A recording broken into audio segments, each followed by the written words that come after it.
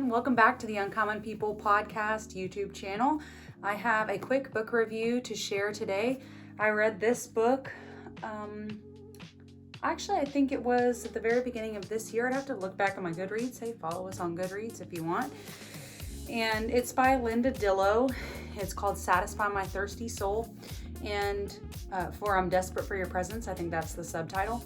And she has a few different books in this family of books. It's not like a series or anything like that, but she has one about anxiety and a couple other that follow the same pattern in the title. And so I'm just going to review this one today, and it is about worship. So I recommend this book. This is for women, but I would recommend this book not to just, worship leaders, but to any Christian, really.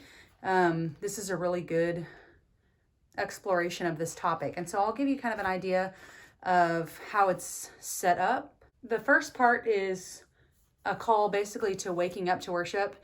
And Linda challenges you to spend the first, I want to say it was 20 minutes of your morning time and your prayer and devotion time in worship, and gives you some tools to do that, which was a really fun kind of experiment to do.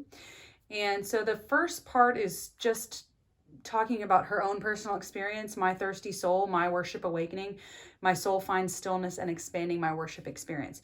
And then the second part splits into walking in worship, and just that worship is essentially a part of our entire lives, and bowing yourself to God in every area of your life. So the areas that she specifically talks about are I bow my life, my words, my attitude, my work, my times of waiting, my pain, and my will. And then the last closing chapter is drawn into his presence. So I'll just go through here and read a few quotes to kind of give you an impression of how this book reads, and so you can understand maybe if it would be a good fit for you. Like I said, I really don't think you can go wrong in reading it. If you're a woman and you're a Christian, I recommend this one to you. But I'll just read some quotes here. One of them I thought was really pretty. Worship is a multifaceted diamond.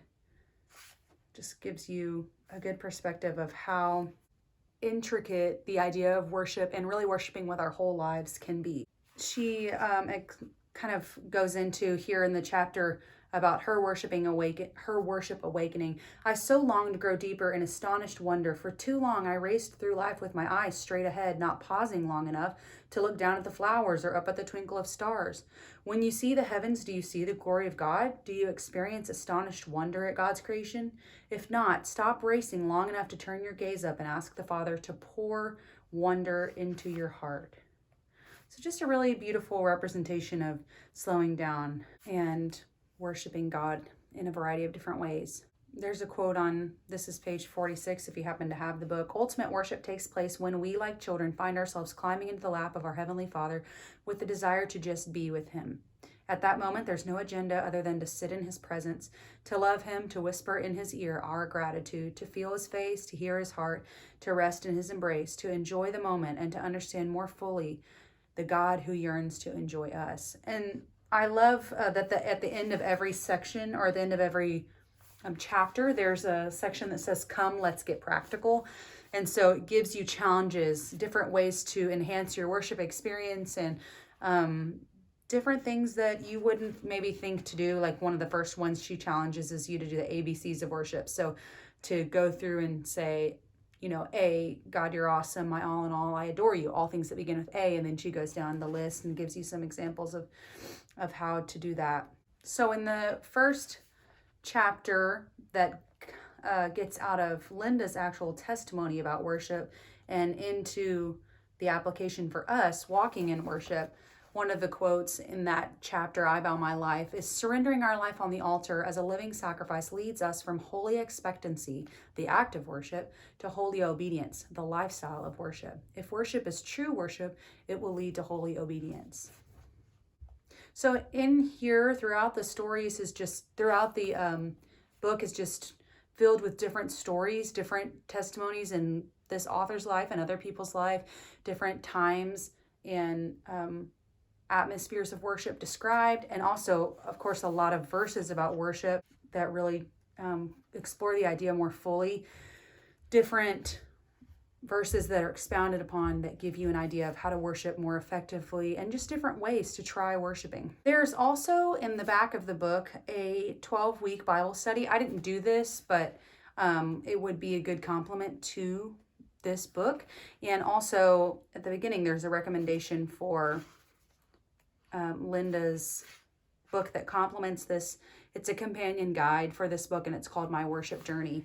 So overall, I totally recommend this book. Those chapters about walking in worship and the areas that we should bow ourselves, our life, our words, attitude, work, times of waiting, pain, our will, those are all areas that apply to basically all of us and as women and Christians. And so I highly recommend this one. I give this a full endorsement. You know, there's parts in every book that we don't agree with and stuff like that, but the large majority of this was really encouraging to me and was enriching in my worship experience. So I highly recommend it. If you like this video, give it a thumbs up, share it with someone, share this book with someone, give it as a gift. This would be a great blessing to anyone that is looking to grow in this area or that just enjoys reading. And I really like everything else I've read by Linda Dillow also. So I recommend her as an author, and I hope that you will buy this book and that it will bless you. We'll see you next time, either here on YouTube or on the blog or on the podcast. That is totally super. Okay, yeah, it is. Can you sit right over there? I'm making a video. I'll tell you when I'm finished. Sit right there and be quiet, okay? Okay, shh.